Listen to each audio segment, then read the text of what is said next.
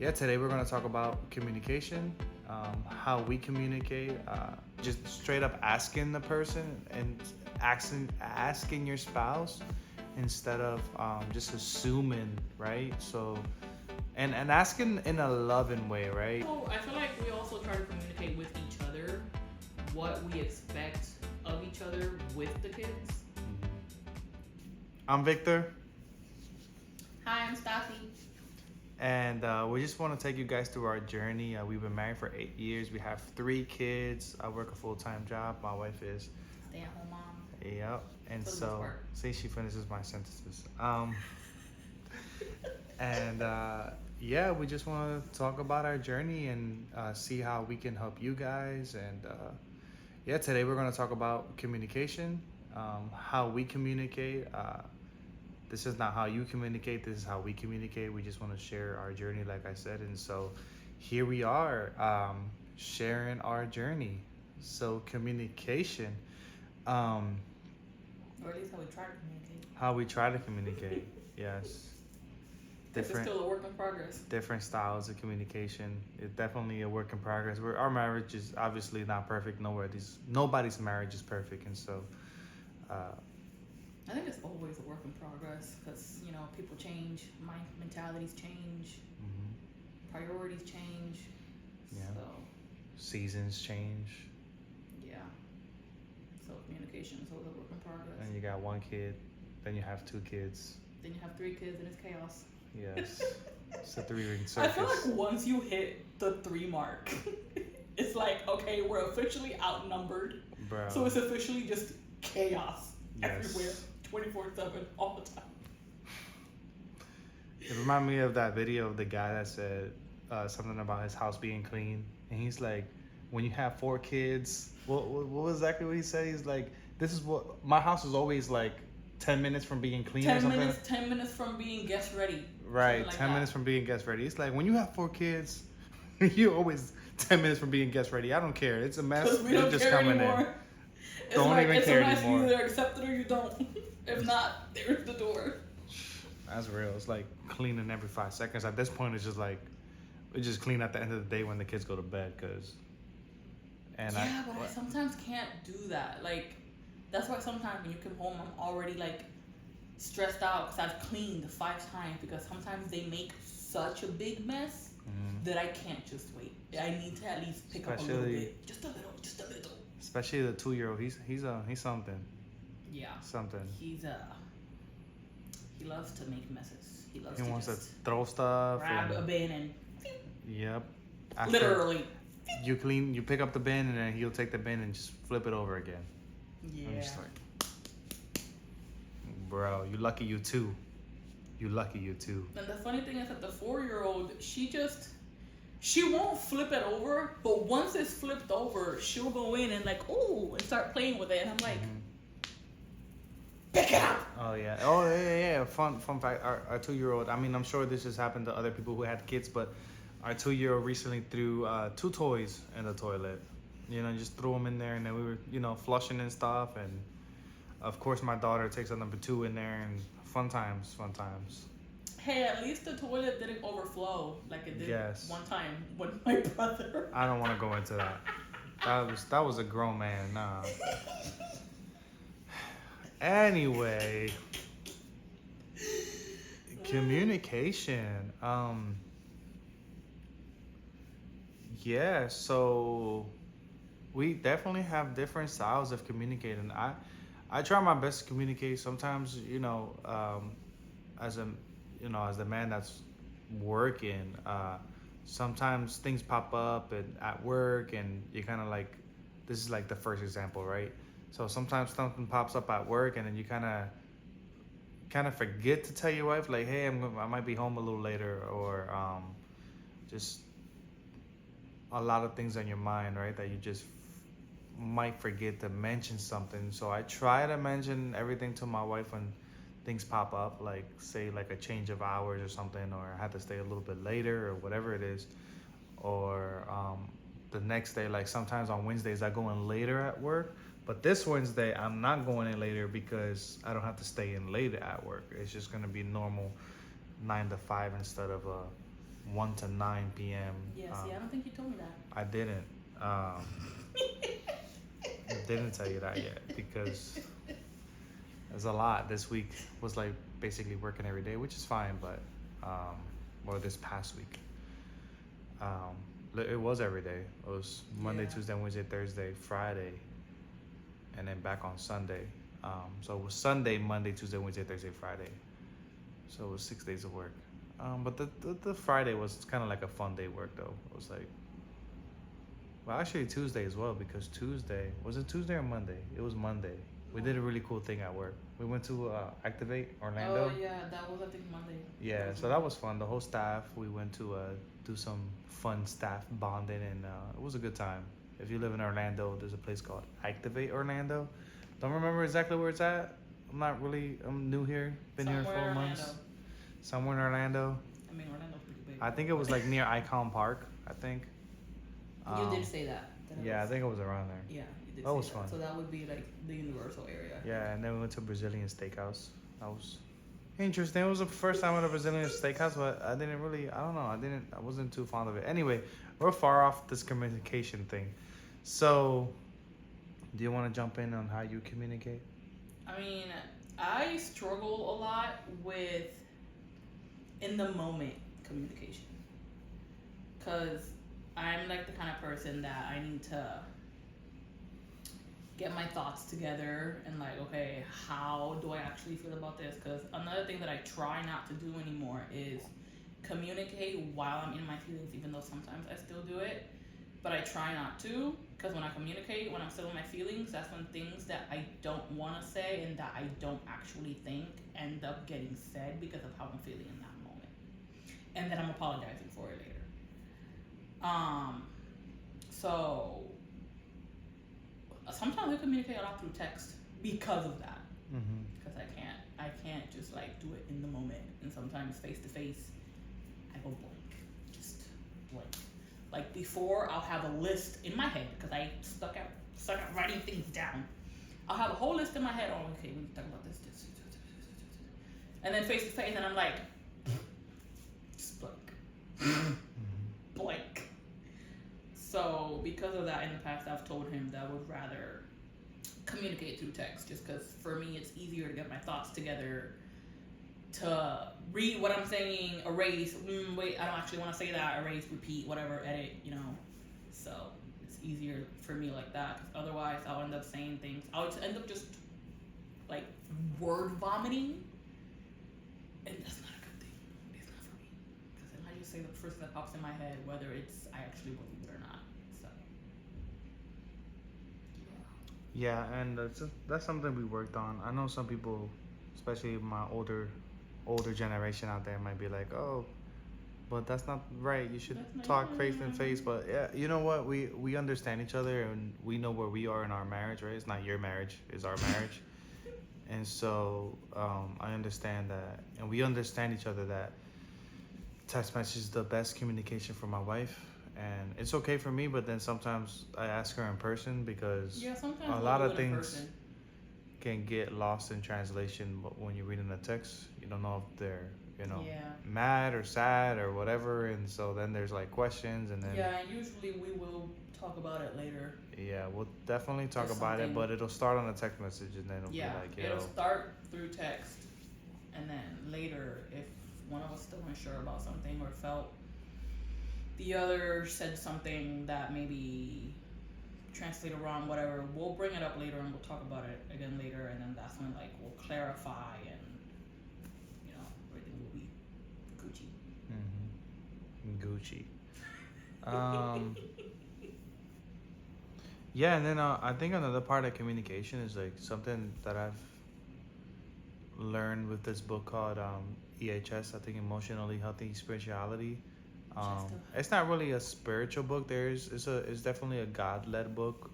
The person who wrote it was Christian, but what's really cool about it is that I think first of all it teaches you about your emotions, right? Emotionally healthy, and so that was good. But then it also talks about it might be the second book because I think there's 3 books, and there's emotionally healthy relationships. I think that's Yeah, the one. the relationships, that one. And then that one talked about, I think they both talked about this though. It talked about active listening. Mm-hmm. And so that was really cool because that was the first time I actually was introduced to that. And so just like not even speaking, just let the person speak. And then what you do is you just like kind of repeat what they said. Oh, okay, so you want me to know this, and that. And then at the end you say, so the most important thing you want me to know is fill in the blank, right? And so Yeah. just so that you know, and the person that is speaking to you knows that you are actually listening. And it's not a time for you to just say whatever or backlash or whatever you're gonna do.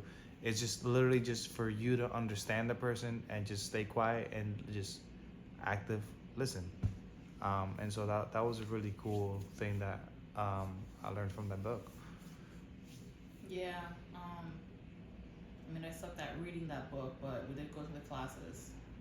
That was interesting.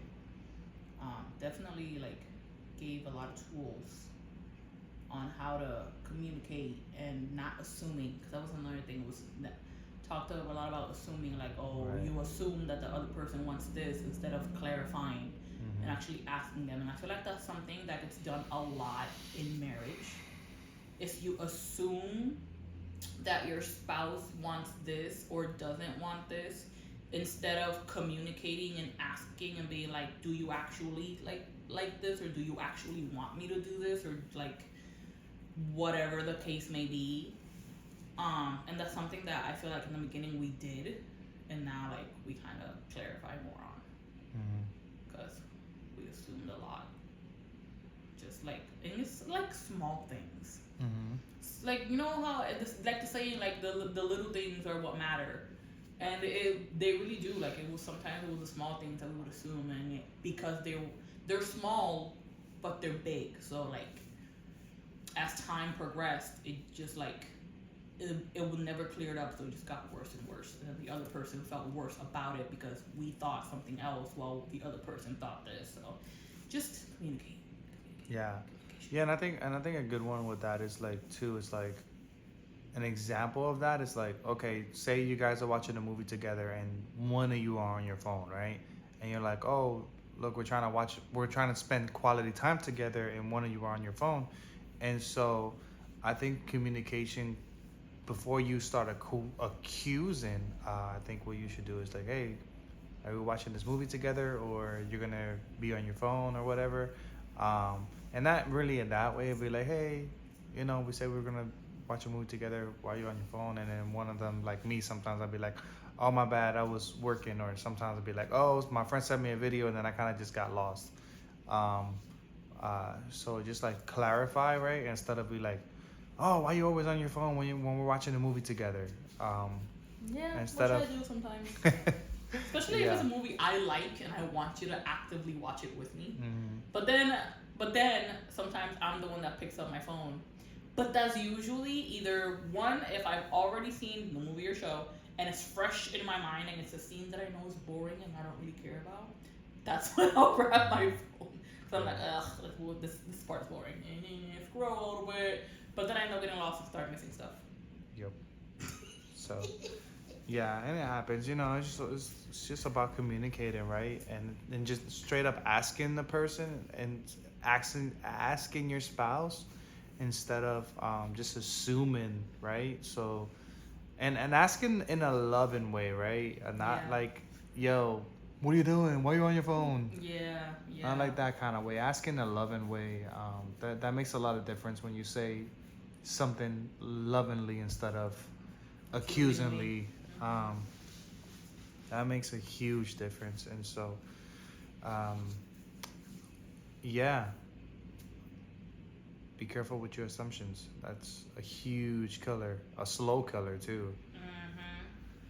Um, Yeah, and I feel like that's the root sometimes in some marriages, that like one spouse assumes the other one is okay with something, but they're really not. But it's just, it never gets voiced and the other spouse never actually clarifies. So then things just kind of spiral out of control if you never communicate things like that. Like if you don't 100% know that your spouse is okay or does not like something, just ask. Just ask. But, um, like if you're the husband, also make sure your wife is in the mood when you ask, because that will just make it worse. Especially if you got kids. Just saying. Yeah. Yeah, and I think also like for the fellas out there, women like it when you remember every single detail about everything that they like. It doesn't have to be every single Listen, detail. it's every single It detail. does not have to be every single detail. Just Bro. they're very simple things to remember. Like for example, I love purple. I like cute and fuzzy things. Like I have cute little fuzzy panda slippers that I bought for myself at Walmart. Would have been nice if he bought it for me, but no, I bought it for myself. Sometimes I feel like y'all want me to remember something that y'all said like 10 years ago. Okay, that's a little crazy. But if it's something that like is still relevant, then yes. Like my favorite color is purple. I like cute fuzzy things that are comfy and cute and fuzzy. Blankets, Listen, teddy bears. Fellas, just take notes, man. If you don't want to forget something, put it on your phone. Yeah, those videos that like husbands be making of like that like a lot of the videos I see are they're in the car, they're going through a drive-through, or they parked and the husband's going inside the order and he just walks out, doesn't even ask her what she wants. And she's like, excuse me, and he's like, what do you mean? I know what you want. You want this. I have a whole list on my phone. Do the list on your phone. Do it for every restaurant you've ever been to. If you know what she wants, what she likes, do it, because it will come in handy. Although it doesn't hurt to ask, because sometimes we don't want what we always want. Yeah. Especially for that time of the month, or we're pregnant. Well, I always ask you, and then I'm just like, yo, no, we got a baby coughing. No, sometimes it's scary. I ask you, and then I'm just like, oh, what do you want? And you're like, oh, no. And I'm like, all right, I'll bring you something. No, but sometimes you're scary. And I know you don't have some of that stuff written down. Like sometimes, like he knows my tendencies. I don't have none of your foods written down. He knows my tendencies. Anytime I go in the kitchen now and I'm just like looking around the kitchen or I'm sitting in the kitchen, he's like, what do you want? You hungry? I'm like, I don't know. He's like, yeah, okay. And then I won't know what he wants, but he'll make me something and it'll be like exactly what I wanted. That can be a little scary sometimes. That's funny. I'm flattered. Like, are you a mind reader? I am flattered. Also, if you haven't noticed, we're completely opposite. She's like outgoing, and I'm like super quiet. Yeah, you're real chill, laid Opposite, back. Opposites attract, right? And so it's kind of hilarious. It makes for an interesting time when we're in public. Yeah, I guess. Because I'm like a little kid. I be like my emotions are everywhere. I talk a lot. I ramble. I move a lot, and you're just sitting there, just laid back, chill, just watching. And I'm like a little kid. I wish I had that, to be honest, when I was... I don't know, I feel like when you get older, you kind of lose your wonder. At least me, I feel like I don't have that wonder aspect of stuff anymore. That's why I don't get excited. I definitely do. I get excited for certain things, like when I'm working a concert or something. That's always exciting for me. Or if I'm playing keys again or drums. That's exciting. Depending on where. Yeah, but you don't act like excited the way I do though. Oh, I hold it inside. Like I get excited and I'm like all smiles and like and I'm like, oh my god, and he's just like, that was cool. I'm holding it. He's just like, that was so cool, and I'm like you like, I know you're excited, but you don't look excited. Yeah. I feel like we have very different ways of parenting. Also depending on the kid. Because I feel like with the girls, you're very much, yeah, just do whatever half the time. Unless you're upset or overstimulated, and then you're like, okay, stop doing that, and then you're like the hard dad comes out. Whereas I'm like always the disciplinary, like hard one that's like, don't do this, don't do that. Even though sometimes like I try to like let them do their thing, but at some point I'm over it and I'm just like, whatever. And it's different when I'm by myself at home with the kids, but then when you're home, it's also different because then we're both parenting, and our kids know us, which can be a bad thing because they know that with you half the time you'll forget that you were gonna make them do something, so then they know that you forgot and they'll just keep playing or keep doing whatever. Whereas with me, I usually repeat myself 500 times with them until I'm over it and I get up and I'm like, okay, either you do it or I make you do it. And but it doesn't even reach that many times because I have like a set limit of the times I'll repeat myself before I'm like, okay, either you do it or I make you do it the hard way. Whereas with you, sometimes it's just repeat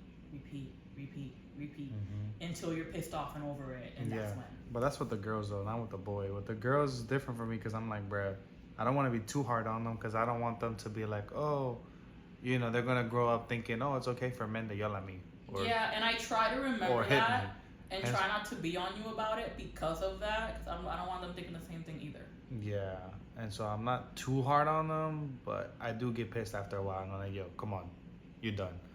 And then with the boy, I'm definitely harder. As soon as he do something, I just like get him a little slap in the back of the head. I'm like, stop, bro. Just stop. Okay, but he's 2. Okay, but I don't hit him that hard. It's just like a little. But he's still 2. That's another thing I feel. It's just like a little. Stop it. I feel like sometimes you're being an idiot. I feel like sometimes you forget their age. Like with Soeli, she's 4. And she's getting to that place where she started to understand some things, but she's still not quite there. Like yeah, she doesn't really understand much yet. Like our 6-year-old, I can reach to her and she knows, and I can tell her, and I'm like, yo, but she's still a kid, so sometimes she's still in like play mode, and that's what I'm like, bro, you're big, you know better, stop.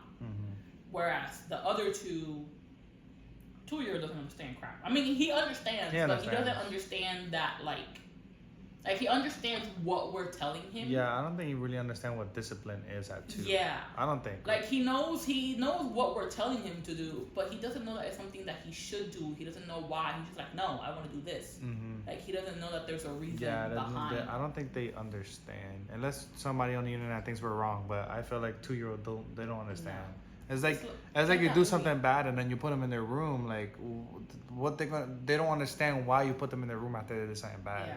Yeah, our 6-year-old's at that at age least, where yeah, our 6-year-old, yeah, and then the 4-year-old, she's starting to get it, but she's starting to, but she's not quite there. Yeah, just yet. And the 2-year-old definitely doesn't know. He's just living life. Yeah, he's just making messes and living life and pooping and peeing and not giving a crap. Yeah, but we're like a little different with them, and then sometimes like when you're home. And he's like trying to like discipline them, or like he's telling them something and they haven't done it. Half the time I have to like step in because I'm like, okay, that's your dad, and like, okay, he said to do this twice already. Why haven't you done it? Because he's still distracted, either on the computer, on his phone, working, doing whatever.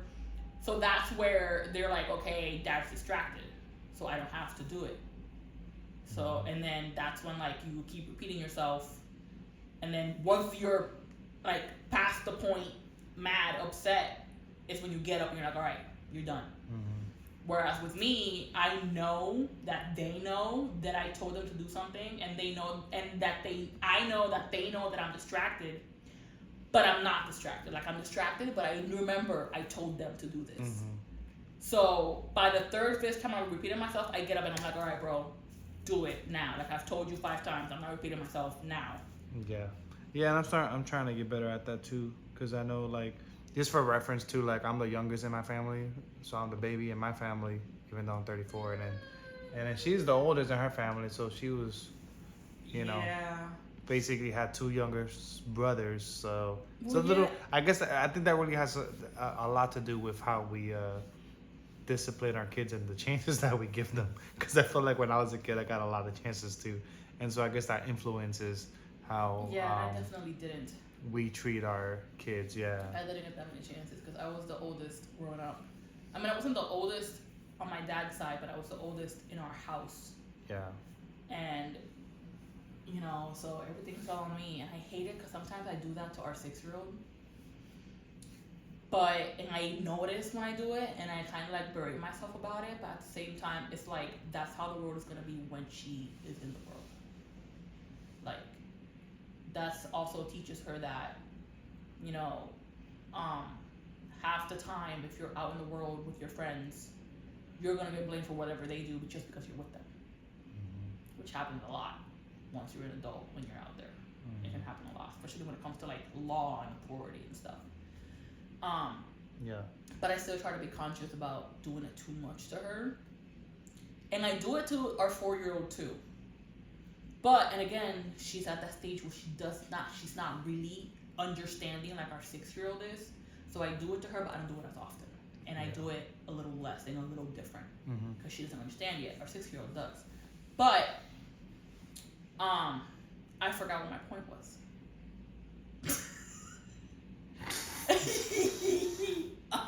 Why are you trying to remember your point?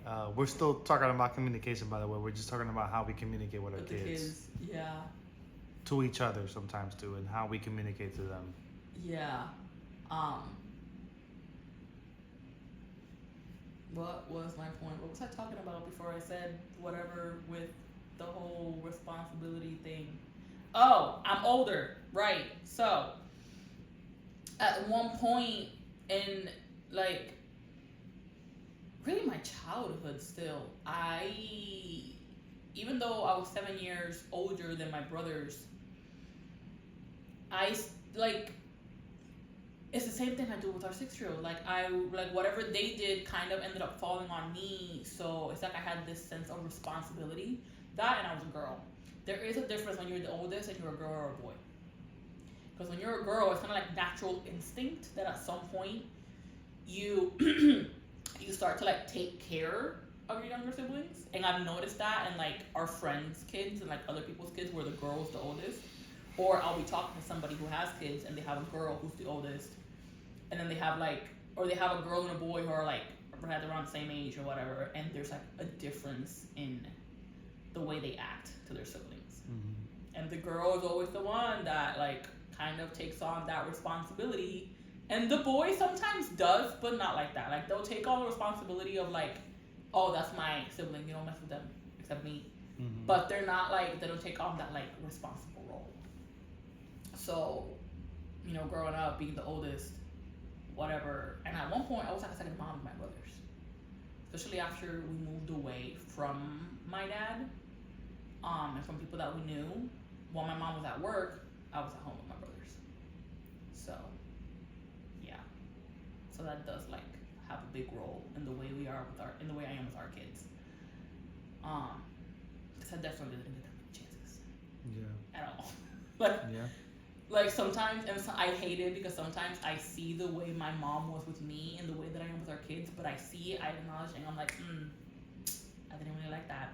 I need to figure that out for next time. And I do, slowly, but I do it. Yeah. Oh, I feel like with you might have gotten a lot of chances, but you took a lot of the responsibility, at least as an adult. Like, when you're like, you were always the one that your parents called to do stuff. Bruh. Especially your dad. Bruh. Yeah, probably because I was the one that always said yes, that's why. Yeah, but I feel like usually the youngest sibling is the one that can get away with saying no. Because they're the younger one and they don't have any of the responsibility and they were babied. Yeah, but then I was also the first one that left the house, so. That's true. Yeah, you were. They're still first at least one to leave the them. house, first one to get married, first one to have kids. So. They still don't have kids. No. So, yeah. Yeah, and I think also like we communicate, going back to the kids stuff, we communicate to each other about, hey, can you give me actually I'm not gonna even say their names right now. Yeah, but I said our 4-year-old's name already. Yeah, so with our 6-year-old, I'll be like, hey, can you get her ready? We gotta, I'm gonna get the 4-year-old ready, and then I'll tell her, hey, actually I won't even tell her about the boy. Sometimes I just get him ready. I just put his diaper and change his diaper and put his clothes on, and all that good stuff without saying anything. But with the girls, it's a little different because they're in school. So we're like, hey, I'm gonna get the 6-year-old ready, and or you get the 6-year-old ready, I get the 4-year-old ready, or I'll get them ready, or I'll tell them to put their clothes on, or I'll give them their clothes, and then I'll be like, hey, can you get their hair done or whatever. And so while she's doing their hair, I'll make the breakfast. Yeah, because our son and is the easy. lunch. He stays home with me. Yeah. So it's really just more of a diaper change with him. Yeah, diaper and clothes change depending on what the weather's like in the room or in the house. So yeah, I don't want him to be cold. So the girls are a little different because one is in first grade, but she has a dress code. That's basically a uniform almost. And then the other one is in pre-K, and she has no dress code. So with her it's a little harder because we actually have to like pick out her outfit. Yeah. And then there's a fight of, no, I don't want to wear that. No, I want to wear this. Yeah. And that's the one thing that at least I've chosen to. We both have kind of chosen not to really fight about. Although sometimes I still fight with them about it if it's like something that's like a little too crazy. But there's just no point in fighting over clothes, especially at that age. Yeah, but you know what though? Sometimes a 4-year-old, she's a little fashion designer. One time we went to downtown Disney Springs, and right. Yo, she put 2 dresses on, and it was like it was a dress and a skirt. It was like a dress and a skirt, and everybody was like, "Wow, look at that!" Like, because the dress was shorter. And she's 4. She got talent. The shirt of the dress was shorter. It was like what, up to her knees? I think, yeah. And then the skirt was long. It was like down to her feet. Yeah. And they were different colors. The dress was black, and the skirt was pink. Yes. Yeah. So it was like a layering thing that she did. Yeah. And it actually looked pretty cool. Like it looked good. And that's one thing that we're trying to curate our kids. Like, we know what they like. We know that our son likes. He loves songs, right? So he loves songs and he loves music. And then our 6-year-old, she likes to dance and also like skate and things. She's like really outdoorsy. Our 4-year-old loves fashion. She kind of likes the outdoors, but she's a bit of a homebody. Yeah, like, she likes to be outside if we're home. Well, she likes to be outside if we're outside. Yeah. And if her brother and sister are outside. But other than that, she would just rather be inside. And then our son just want to be outside all day. Yeah, she's a bit of a homebody. But that's something I encourage you parents as well. It's just like, kind of know what your kids want to do. You see that they're taking interest in things, and even like just try different things with them. You know, ride a bike, roller skate. Yeah, but he's definitely the one that does that stuff because I don't have the patience to watch them outside because I know what they're doing and I don't want to I know what they're gonna do. My son's gonna run off somewhere, and one's gonna chase him, and then one of them's gonna see a little friend, and she's gonna want to go with the little friend, and nope. Yeah, that's a mom instinct. I'm more like, all right, go outside, bro. Yeah, he'd rather let them run outside and run amok. Where I'm like, nope. I'm a little bit more. I like wasting their energy. That's what it is. I like that. Yo, let's go outside. Now, if we had a fenced-in backyard, 100% go, have fun, go have at it, go crazy, go ham. Go hurt yourself. I don't know. Yeah, well, if you're in Orlando, if you want to sell us a house or rent us a house. Or just gift us. Or gift us a free house. Come on. God is good.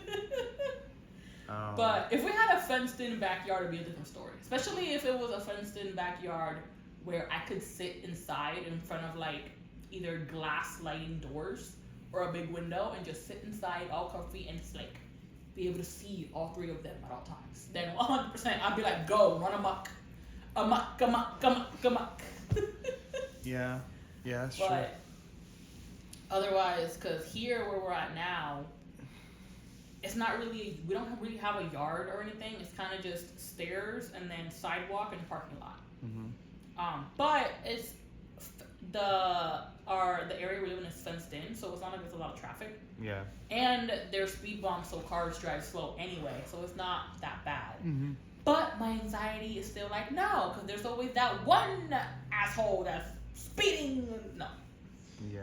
My brain. And then the neighborhood has a pool too, a community pool that nobody goes to, so it's our pool. People go to it in the summer. Once in a while, barely. No, we were there almost every day, and there wasn't like one other person. Well, the night we moved in, they was having a whole party over there.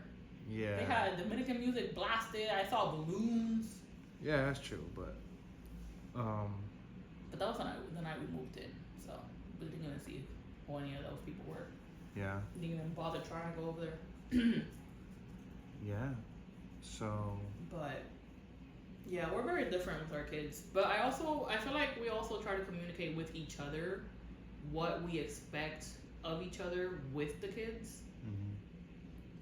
Because of the fact that we have different parenting styles. And then I also have to like remind myself that we have different parenting styles, and I need to just like let you do whatever you want to do with them, and I can need to just like sit back. Although sometimes I do it on purpose. I mean, not like whatever though. Sometimes I'll do it on purpose. Sometimes when I see they're getting on his nerves, he's about to explode, I let it happen. Because I'm like, okay, he needs to learn how to not get there. Like, nip it in the bud before you actually explode. So sometimes I just sit back and do it on purpose. Because I'm tired of stepping in. Anyway, listen, I'm getting sleepy, so we're gonna end this one. But unless you want to say something else. There was another topic that I thought of, but again, like a butterfly. We can do another topic another day. But there was one other thing, and it was basically just about communication throughout different seasons, and once you know something about you has changed. Because sometimes, like, for example,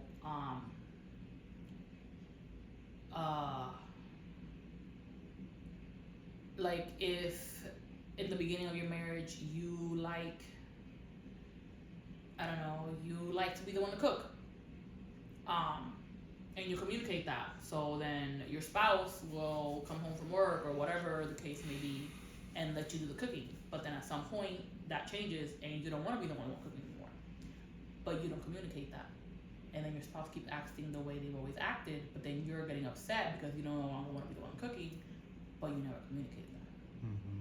So communication in that regard, like communication throughout seasons. Mm-hmm. Like if you know that something about you or something about the things you do, like something about the way you do things or the things that you like that your spouse either does or doesn't do changes, make them aware of it. Yeah. Because then you're over here getting upset, making this whole thing in your head, and they have no clue because you haven't communicated it. Yeah, that's true. And I feel like we've been through that in the past. Yeah. Also, since we're talking about marriage and communication, and I'm a man, communicate about sex. Yeah. You know, because that's a big one too. So sometimes us men, we go around and we need some, and we don't say nothing. And then you might try and you don't get none, and then you're really upset, right? Mm-hmm. And so you need to communicate. And I say, bro, one thing I hate, well, I don't do it because I hate doing it, and I think I did it before in the past, and it's basically like, I don't want to say beg, but it's more like, it's kind of like begging but not begging. I'm like, bro, I hate doing that. And so, and I told her too, I'm like, yo, I don't want to beg you for something. That's like, I don't want to do that. I hate that. And so, communicate, like, what works for you, like, how many times you actually want to have sex, and don't, I mean, I guess some people have 3 times a day, but that's crazy. That sounds a little. I'm just saying, like, just in Once case a day, some dude sure. out there probably like, yo, I want it like 3 times a day. Like, shut up, man. You gotta be crazy. They young. That's under 20s. But I feel like also in that regard, we're a little different just because of me. Like, I feel like my sex drive isn't what every woman's sex drive is. I feel like I have a low sex drive. But says every married woman probably that has kids. Uh-huh.